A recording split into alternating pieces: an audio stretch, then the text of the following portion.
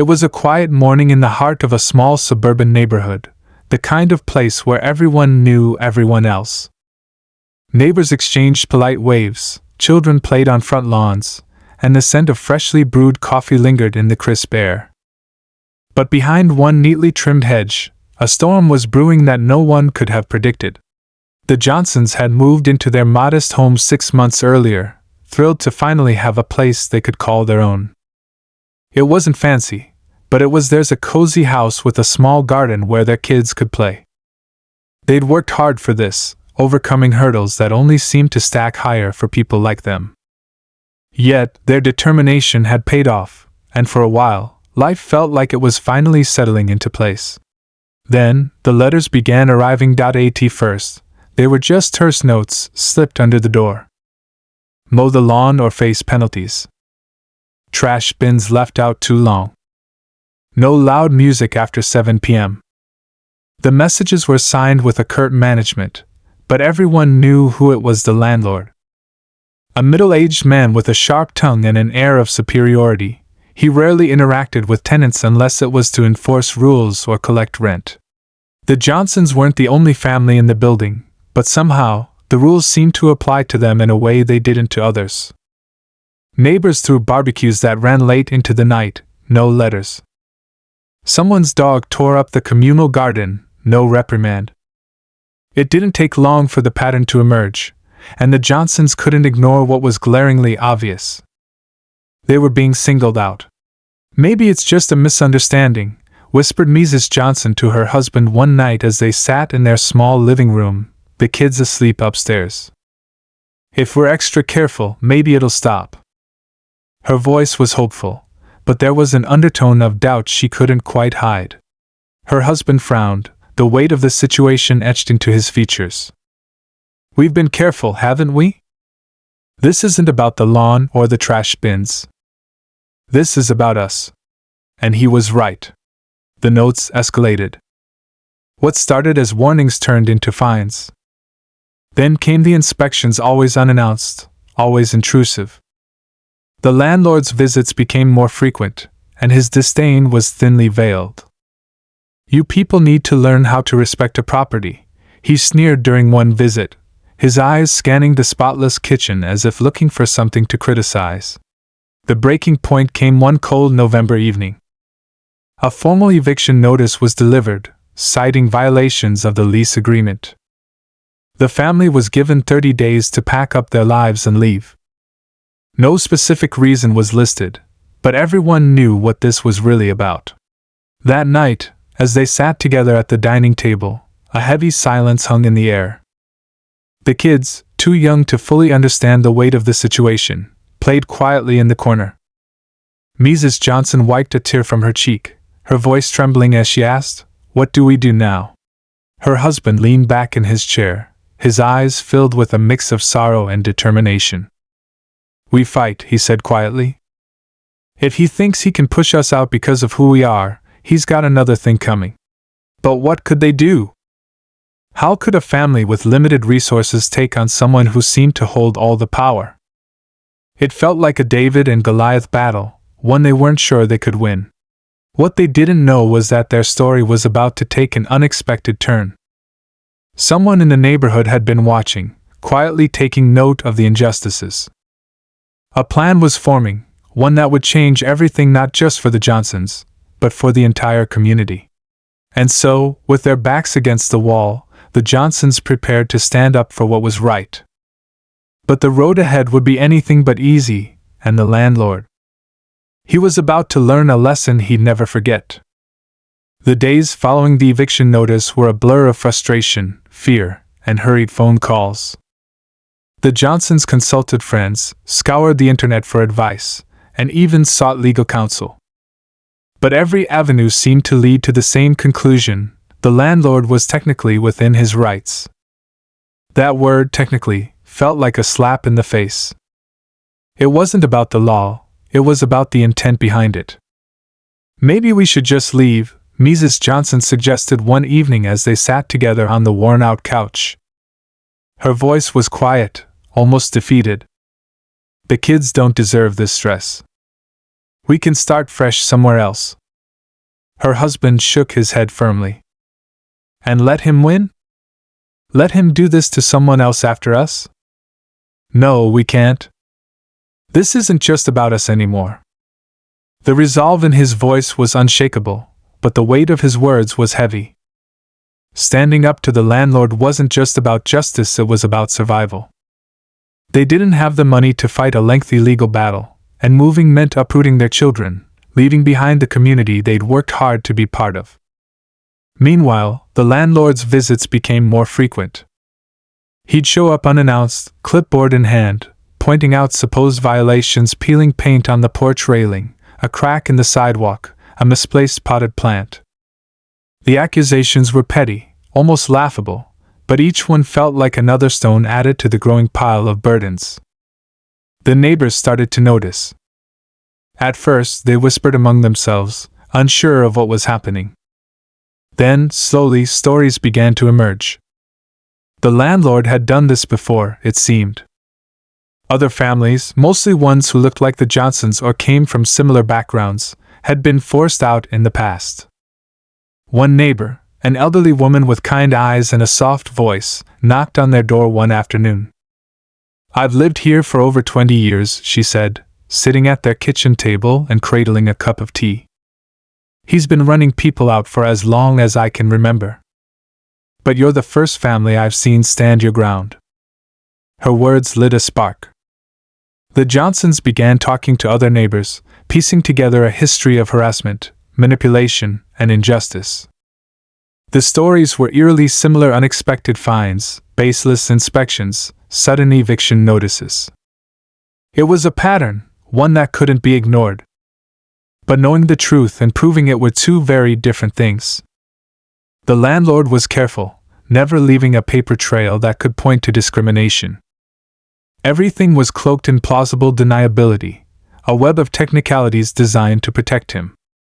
One evening, after the kids were tucked into bed, Mrs. Johnson pulled out a notebook and started writing. "If we're going to fight this," she said, "we need to document everything. Every visit, every note, every word he says." Her husband nodded, sitting down beside her. "And we need allies. People who've been through this, people who can back us up." The next few weeks were a whirlwind of activity. The Johnsons spent their days juggling work, parenting, and what felt like a full-time investigation. They interviewed former tenants, some of whom were hesitant to speak but eventually shared their stories.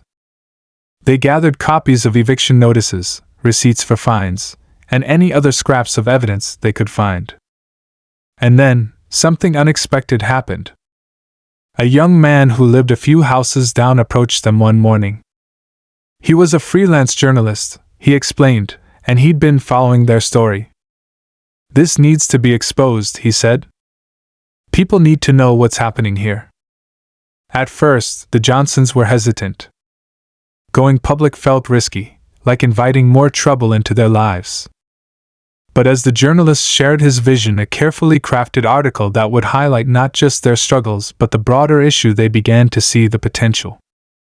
As the days passed, the journalist's presence became a fixture in their lives. He interviewed them extensively, took photos of the house, and spoke to neighbors willing to share their experiences. Slowly, the article began to take shape. But the landlord wasn't oblivious to what was happening. He seemed to sense the shift in the air, and his behavior became even more aggressive. One day, he showed up with a contractor, loudly announcing plans to renovate the property. "You should start packing," he sneered. "This place is going to look a lot different soon."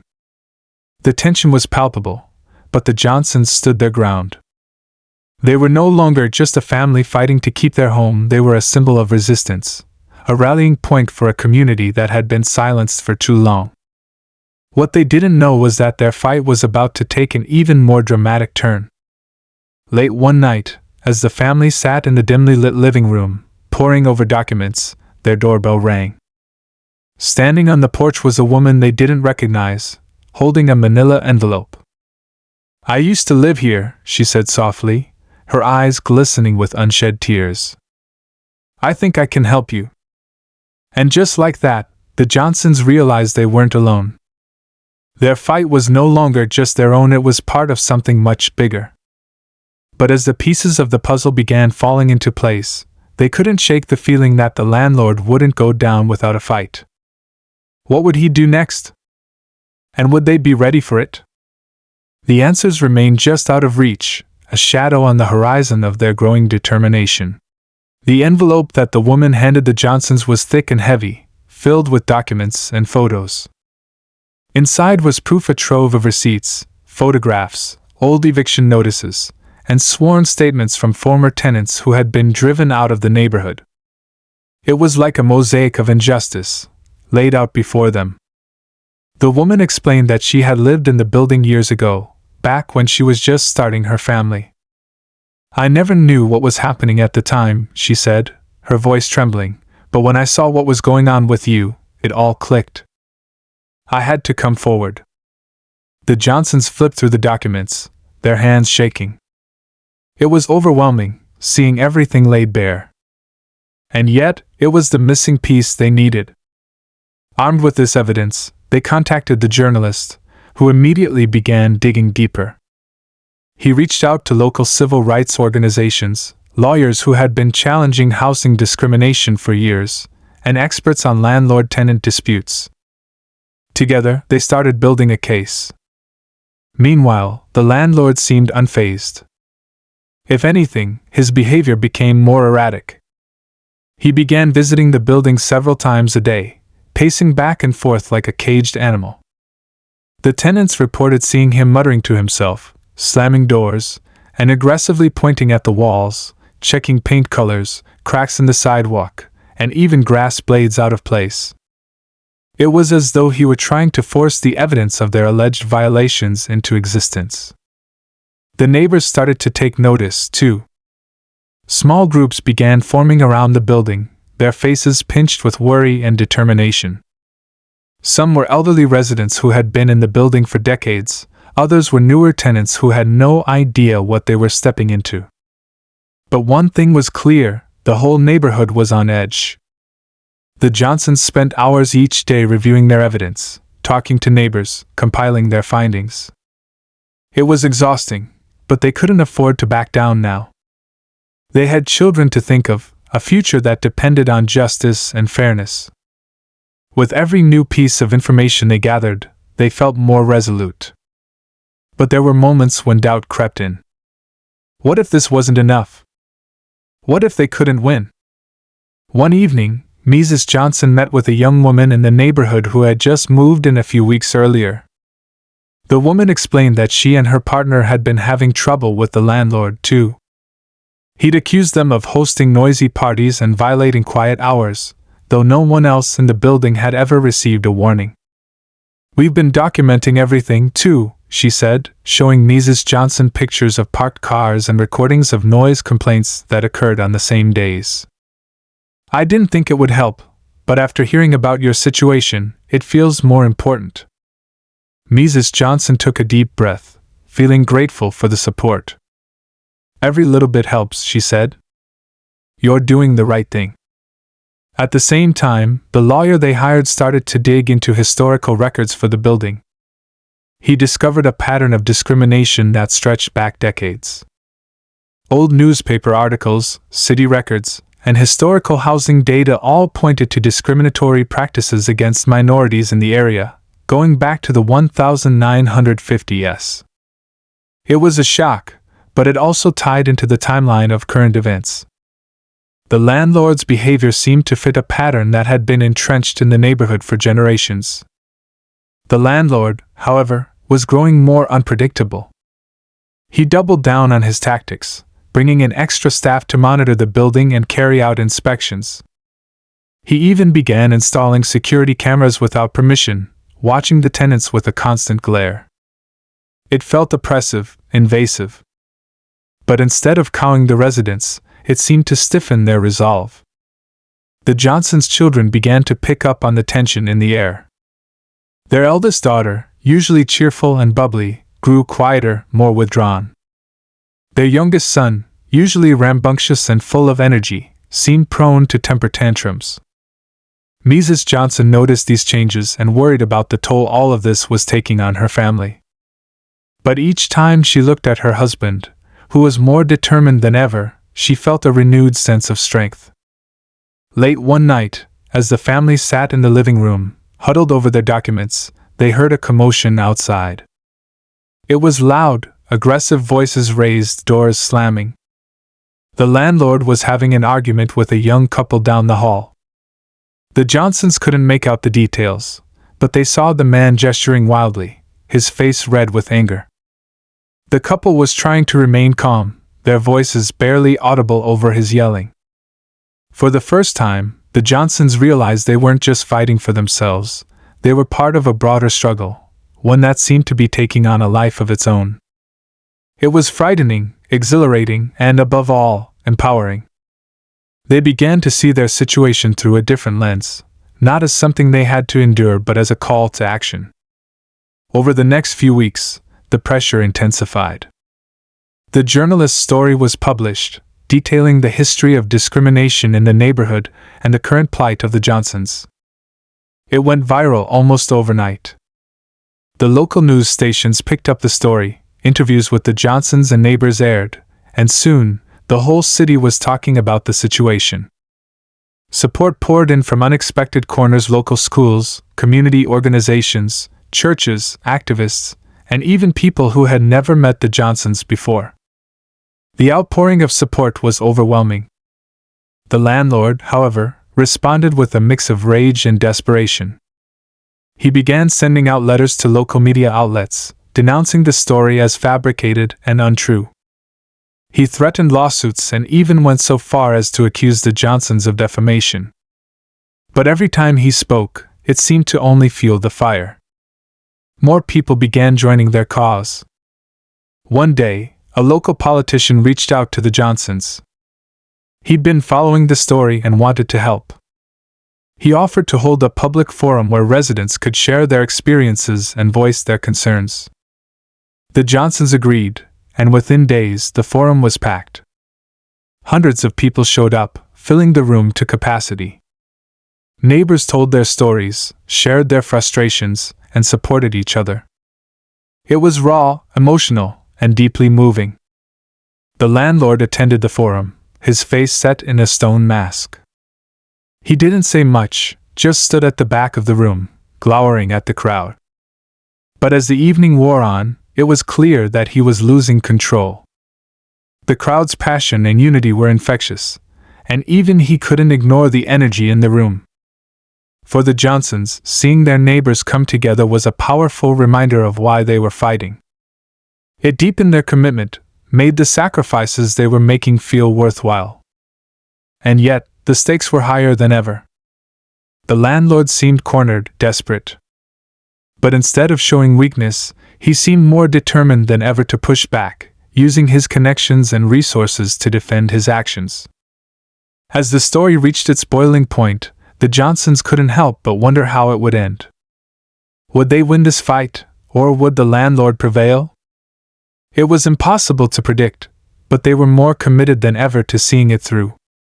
And with each passing day, their resolve only seemed to grow stronger, feeding off the support and solidarity they'd found within their community. But deep down, they knew that whatever the outcome, this fight was far from over. The tension in the air was almost unbearable now, the uncertainty of what was to come hanging over them like a dark cloud. It was a constant reminder that they couldn't take anything for granted. And yet, as they looked at each other, at their children, their neighbors, their friends, they felt a sense of hope, of possibility. Maybe, just maybe, they could make a change. As the days wore on, the pressure continued to mount. The media coverage had only intensified, and the landlord's once unshakable facade was beginning to crack.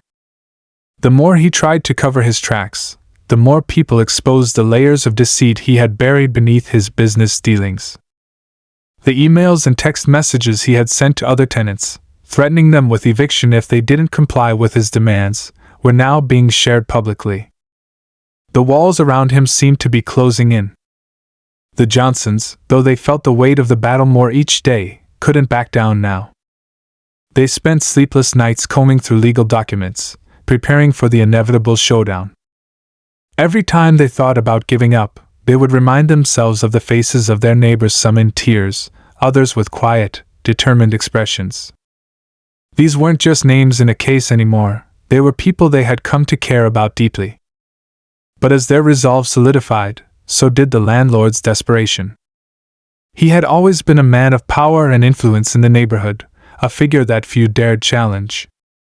Now, that power seemed to be slipping through his fingers, and the more he grasped at it, the more reckless he became.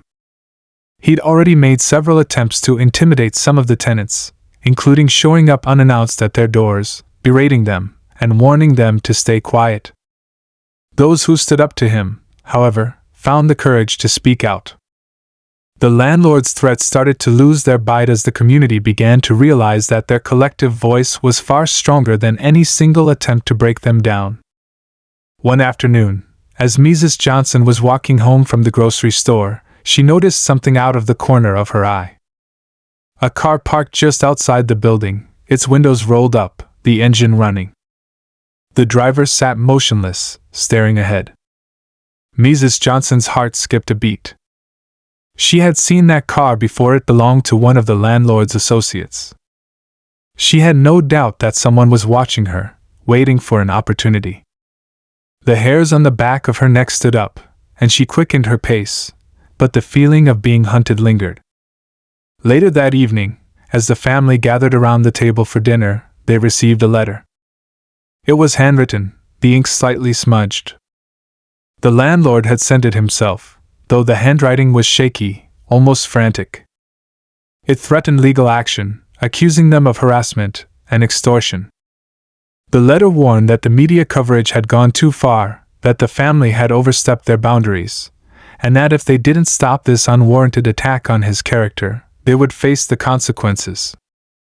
The message was clear: he was trying to scare them into silence, to force them back into submission. It worked for a moment. Mrs. Johnson's hands trembled as she read it aloud. But when she looked up, she saw the determination in her husband's eyes. They couldn't give up now, not when they were so close. She placed the letter down on the table, her heart racing. "We've come this far," she whispered. "We can't let him take it all away." Just as the tension within the family seemed to peak, an unexpected phone call came through. The journalist who had been following the story for weeks was on the line, his voice urgent. "I've got something," he said, breathless. "I've got something big." The Johnsons' hearts sank as they waited for the next words. Was this the breakthrough they needed? Or was it more bad news? The journalist's tone was heavy, his words deliberate. "The landlord, he's been using other properties to funnel money. Properties that are tied to illegal activities. There's something here, and it's bigger than we thought. If we go public with this, it'll change everything. But you need to act fast." The gravity of the situation hit them all at once. This wasn't just about a wrongful eviction anymore. This was about exposing a network of corruption, a system built on exploitation. The landlord's empire wasn't just made of property. It was made of lies, manipulation, and greed. The Johnsons realized they were standing at the edge of something far more significant than they had anticipated. But as they prepared to take the next step, things began to take an even darker turn. The landlord's threats escalated. The security cameras he had installed around the building seemed to be monitored constantly, and tenants who had once stood beside the Johnsons were beginning to fall silent. One by one, people began to retreat into their apartments, afraid to speak up, afraid to be targeted next. It was as if the weight of the landlord's influence had returned, stronger than before. The walls felt like they were closing in on the Johnsons. They were getting closer to the truth, but the closer they got, the more dangerous everything seemed. The landlord's people were watching their every move, trying to catch them slipping up, looking for any excuse to discredit them. The threats were no longer just words, they were actions, subtle and insidious. One night, after a particularly tense encounter at a neighborhood meeting, Mrs. Johnson found an unsettling package left on her doorstep. Inside, there was a single photograph of her children, taken from a distance, standing in front of their building. The photo was clear, too clear.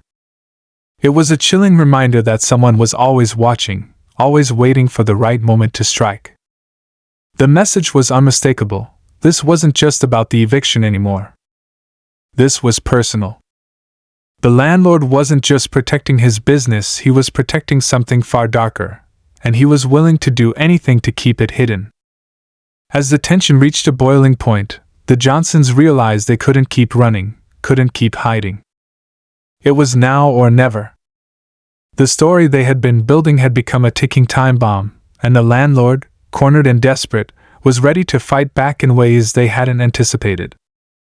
The clock was ticking. The moment of truth was fast approaching. Would the Johnsons be able to expose the full extent of the landlord's corruption? Or would the landlord silence them once and for all? The final showdown was coming, and neither side was willing to back down. The tension in the Johnson household reached a fever pitch as they prepared for the next step in their fight against the landlord. When they thought they were gaining ground, a second plot twist hit them harder than they could have ever imagined. The stakes were no longer just about evictions and property rights, it had morphed into something more dangerous, and the game was about to change. It all started one late afternoon when Mr. Johnson received a phone call. The voice on the other end was familiar, but the words that followed left him stunned. The call came from an old acquaintance, a former lawyer who had worked on some local cases in the past. The man's voice was low, almost hesitant, as if he was afraid of saying too much. "You need to be careful," he warned. "The landlord's not just trying to save face anymore. He's involved in something bigger, something that could ruin you if you're not careful." Mr. Johnson's heart skipped a beat. He had suspected that the landlord had more to hide. But hearing the lawyer's tone made it clear that they were in far deeper than they realized. The man explained that the landlord had a series of high-powered connections, politicians, city officials, and even law enforcement officers who were willing to cover up his actions. In exchange for their loyalty, the landlord had been funneling money into shady ventures, funding everything from illicit construction projects to under-the-table deals that kept his empire intact. The landlord's control over the city's real estate market was more extensive than anyone could have imagined. But the most shocking part of the conversation was yet to come. "There's something even darker at play here," the lawyer continued. "You've been asking questions about his properties and how they're connected. What you don't know is that one of his tenants, someone close to you, is helping him cover his tracks. This person is working against you from the inside. And they've been doing it for longer than you think." The words hung in the air, and Mr. Johnson's mind raced. Someone inside their own circle was betraying them? The thought was unthinkable. They had trusted so many people along the way, working together to expose the landlord's crimes. Who could it be? It could be anyone, the quiet neighbor down the hall, the community leader who had offered support, or even someone who had seemed like a friend. The reality of betrayal cut deeper than anything the landlord had done. The lawyer urged them to be cautious. "You've got the pieces, but you're not seeing the full picture," he said. "If you continue down this path, you might find yourself in a much more dangerous situation than you're prepared for. There's too much at stake now. Someone wants to see you fail." As the phone call ended, Mr. Johnson stood frozen, the weight of the revelation sinking in. The stakes had just been raised higher than they could have ever anticipated. The family had been fighting a battle against one man, but now they were up against a much larger system, one that could crush them without hesitation. This wasn't just about property anymore. This was about survival. The next few days were filled with a new sense of paranoia. Every conversation, every interaction felt laced with suspicion. Mrs. Johnson found herself staring at her neighbors, wondering if any of them could be the traitor. She couldn't shake the feeling that someone was always watching, always listening. The cracks in the community that they had fought so hard to strengthen were beginning to widen, and every decision they made seemed to come with consequences they hadn't predicted. Then came another unexpected development. Late one evening, as the family sat together in their small apartment, they received a visit from an unfamiliar face. A man dressed in a dark suit knocked on their door, his expression unreadable. He introduced himself as an investigator, sent by the city to look into the landlord's activities. At first, they were skeptical. Who could they trust now? But this man wasn't offering a friendly hand. He had been investigating the landlord for months, he claimed, and had uncovered a series of illegal dealings that went far beyond simple eviction fraud. As he spoke, his words painted a picture of a man whose reach extended far deeper into the city's underworld than anyone could have guessed. The landlord's empire wasn't just built on properties, it was built on fear, intimidation, and violence. The investigator warned them that they had to tread carefully. People who had gone up against the landlord before had disappeared without a trace. The more they learned, the more dangerous the situation became. Just as they were beginning to consider the investigators' warnings, the situation took another turn. The Johnsons were contacted by a whistleblower, a former employee of the landlord's who had been working in one of his many real estate firms.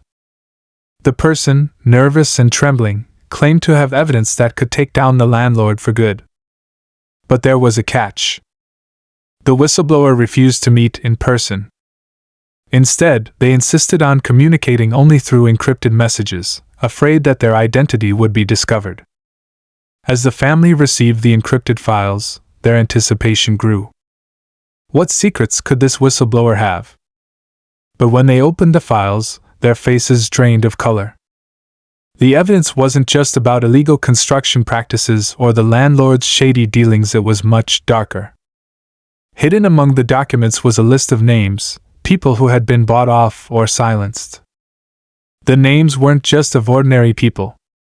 Some were influential members of the city council, others were connected to local law enforcement, and there were even a few familiar faces, people the Johnsons had trusted.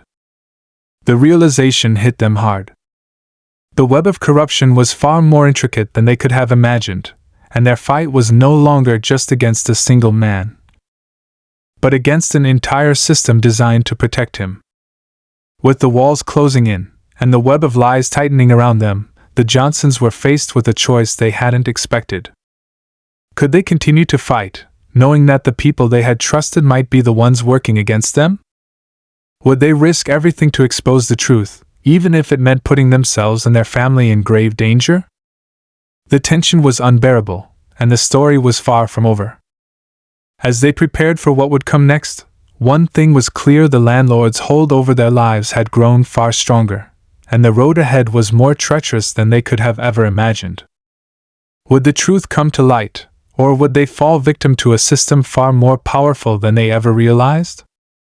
The next chapter of the fight had only just begun.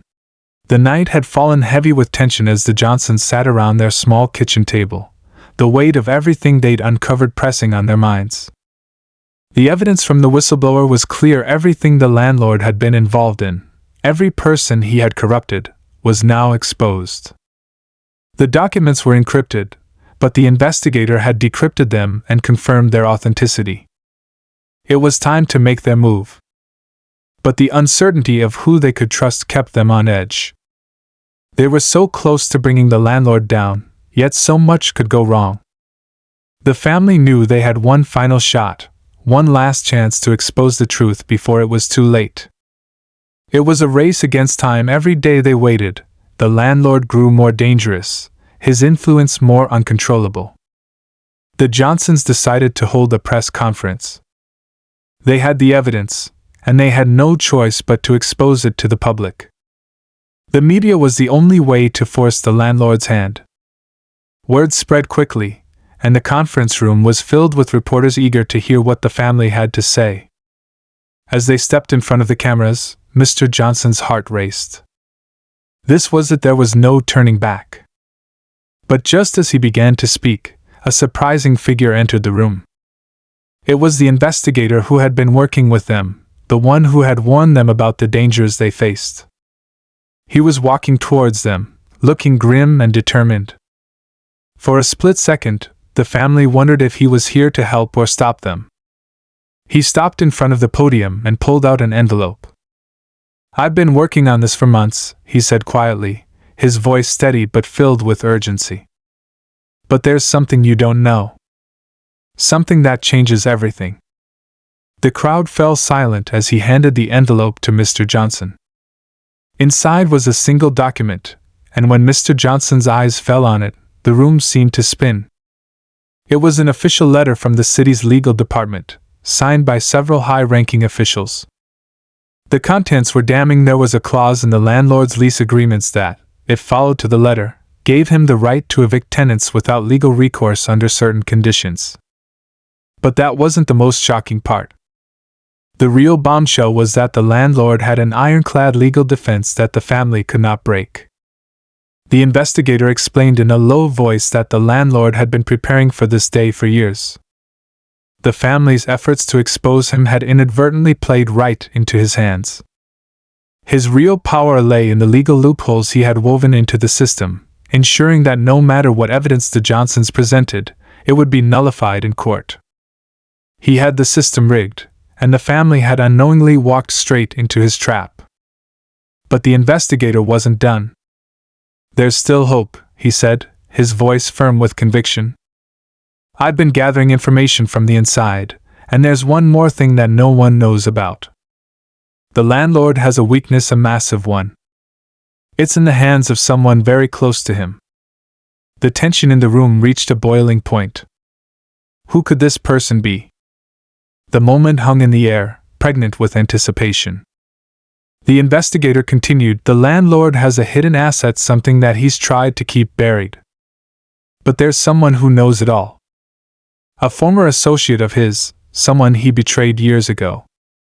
The news was a turning point. If the Johnsons could get to this person, they might be able to unravel everything the landlord had built. But it wouldn't be easy.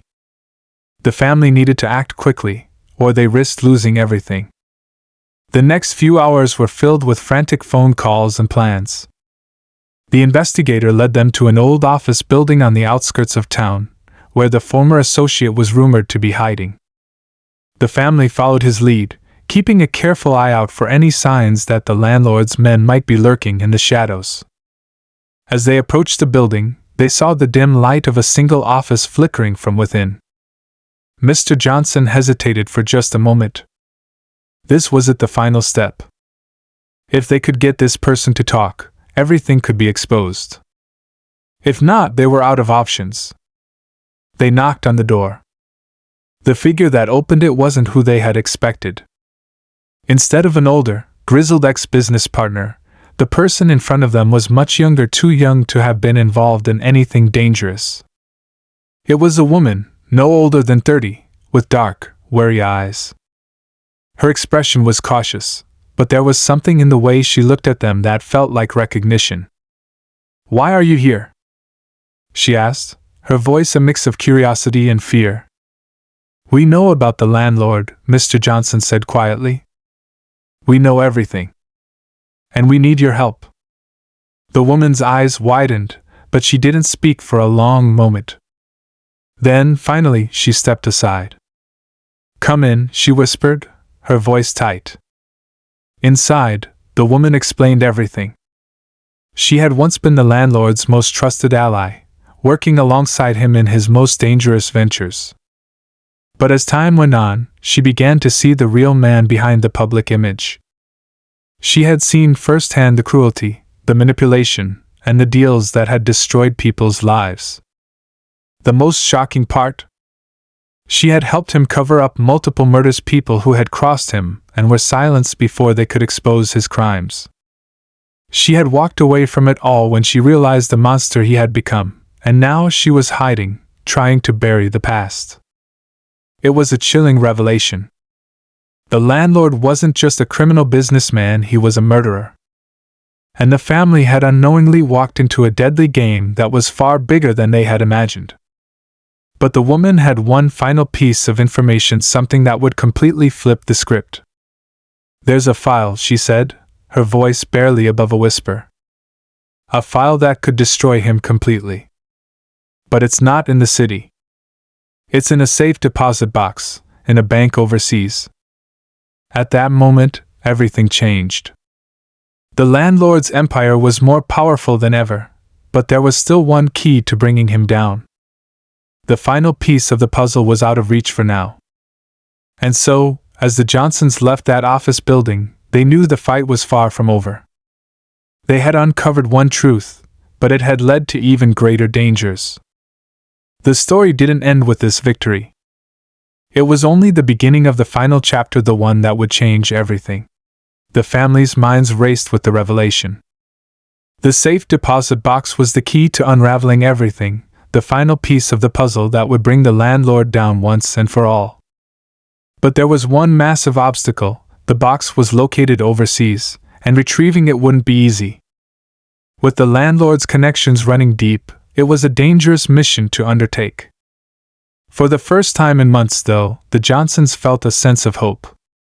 They had a target now, a clear goal, and a plan to make it happen. Their world, which had been consumed by fear and uncertainty, suddenly had direction. But even as they regrouped and made preparations, the looming threat of retaliation hung over them. They knew they couldn't waste any more time. They had to act quickly. The woman who had given them the tip, though terrified, agreed to help them. She had contacts, old allies from her time working with the landlord, who could assist in obtaining the necessary travel documents. The Johnsons knew they had to move fast, but they also knew they couldn't do it alone. Trust had been the foundation of their success so far, and they would need it now more than ever. They spent the next few days in a whirlwind of activity, gathering funds, making arrangements, and preparing for the journey ahead. It wasn't just a matter of crossing an ocean to retrieve a file, it was about taking down the very system that had kept their family in fear for so long. Each step felt like a high-stakes gamble, but they had come too far to back out now. As they boarded their flight, the reality of what they were about to do hit them. This wasn't just about justice, it was about reclaiming their lives. For too long, they had been pawns in a game they didn't choose to play.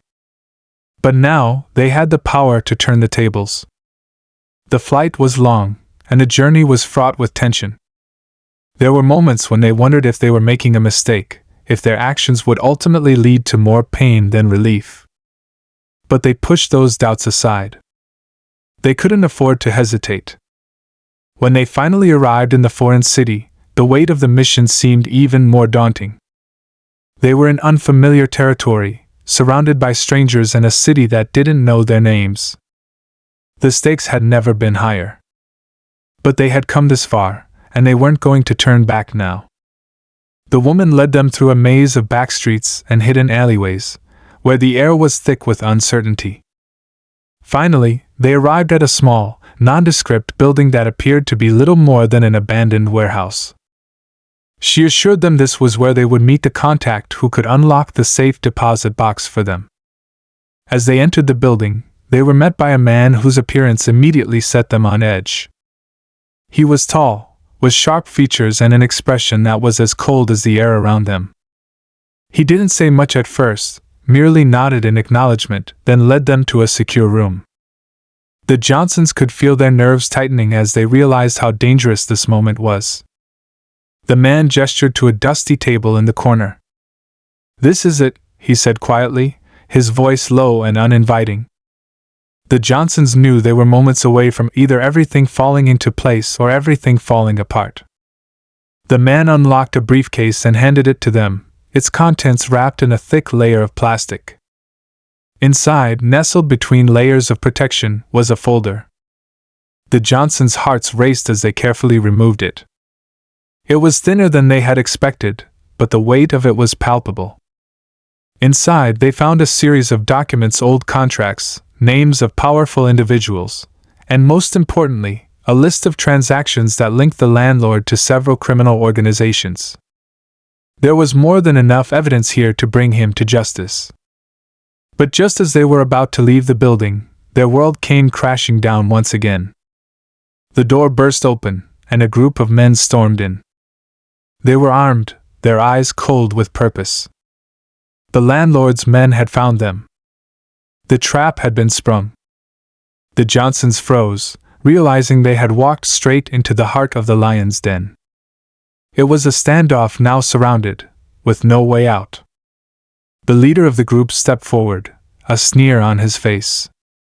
"You really thought you could get away with this?" he asked, his voice dripping with contempt. For a moment, there was nothing but silence. The weight of the situation pressed in on them, but then, out of nowhere, the woman who had helped them lunged forward. She grabbed a nearby metal rod and swung it at the attackers. There was no hesitation, no fear in her movements, just a determination to see this through. The Johnsons moved quickly, taking advantage of the chaos she had created. They fought back, using their surroundings as weapons. It was a blur of motion, quick decisions, desperate actions. The room became a battleground. But despite their best efforts, the landlord's men were too well trained, too ruthless. They were losing ground fast. Then, in the midst of the chaos, the door burst open again, and a new figure entered. It was the investigator, the one who had been with them from the beginning. He'd come to rescue them. But he didn't come empty-handed. With a loud crash, the walls of the building shook as the police stormed in, led by the investigator. The family had no idea how he had pulled it off, but in that moment, none of that mattered. The police quickly apprehended the attackers, arresting them one by one. But as the dust settled, the Johnsons realized something. The true battle wasn't over. The landlord was still out there, still free, and still dangerous. He may have lost his men, but his reach extended far beyond what they had ever imagined.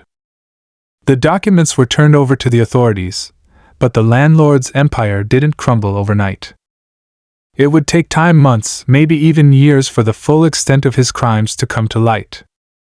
But the Johnsons had done what they set out to do. They had exposed him, and though the fight was far from over, they knew they had taken the first crucial step. As the family returned home, their journey had transformed them. They weren't just survivors of an injustice anymore, they were warriors in their own right. They had faced the impossible, and they had prevailed. And even though they knew there would be challenges ahead, they were ready. Because in the end, it wasn't just about bringing down a powerful man. It was about reclaiming their lives, their dignity, and their future. And no matter what came next, they had each other. The landlord's empire may have been vast, but the Johnsons had discovered that true strength came from within. And that was something no one, no matter how powerful, could ever take away.